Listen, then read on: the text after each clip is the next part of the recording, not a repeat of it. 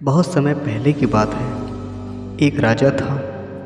उस राजा के महल में बेटे ने जन्म लिया। राजकुमार के होने की खुशी में राजा ने पूरे राज्य में मिठाइयाँ बंटवाईं और धूमधाम से उसका स्वागत किया। धीरे धीरे दिन गुजरते गए और राजकुमार की उम्र बढ़ने के साथ उसका स्वभाव भी बदलने लगा। राजकुमार एकदम शांत और मौन रहने लगे। वो ना ही किसी से ज़्यादा बात करते और ना ही किसी से मिलते थे और सारा वक्त चुप ही रहते थे। राजा राजकुमार के इस स्वभाव से काफ़ी परेशान रहते थे।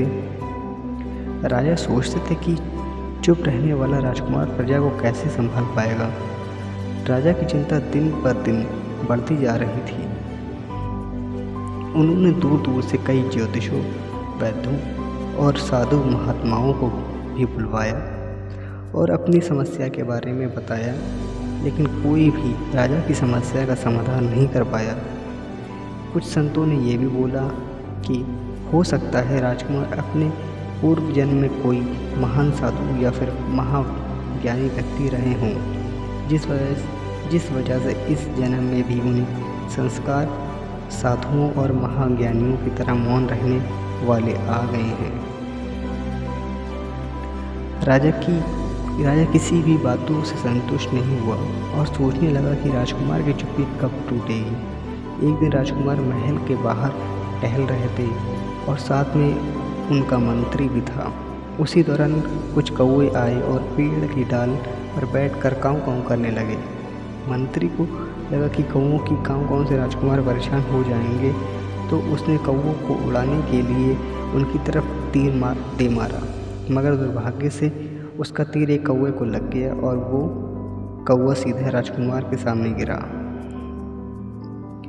कौवे को देखकर राजकुमार बहुत भावुक हो गए और उसकी तरफ देखकर बोले, यदि तुम आज कुछ बोलते नहीं तो यूँ मारे नहीं जाते। मंत्री ने जैसा ही ये सुना तो वो बहुत खुश हो गया और खुशी से चिल्लाता हुआ सीधे राजा के पास गया और उन्हें जब सब कुछ बता दिया। राजा भी खुश हो गया क्योंकि राजकुमार बोलने लगे थे और उसी खुशी में मंत्री बहुत सारे सोने के सिक्के दे दिए। उस घटना के बाद बहुत दिन बीत गए, लेकिन राजकुमार ने फिर से चुप्पी साध ली और वो फिर पहले जैसे ही मौन रहने लगे। राजा को लगा कि मंत्री ने उससे झूठ बोला और उसने उस मंत्री को फांसी पर लटकाने की सज़ा दे दी।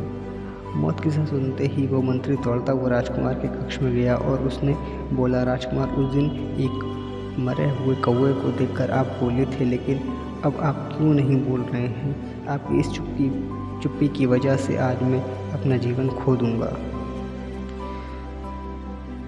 मंत्री की बात सुनकर राजकुमार बोले, अगर उस दिन तुम भी कुछ नहीं बोले होते तो आज तुम्हें फांसी की सज़ा नहीं मिलती।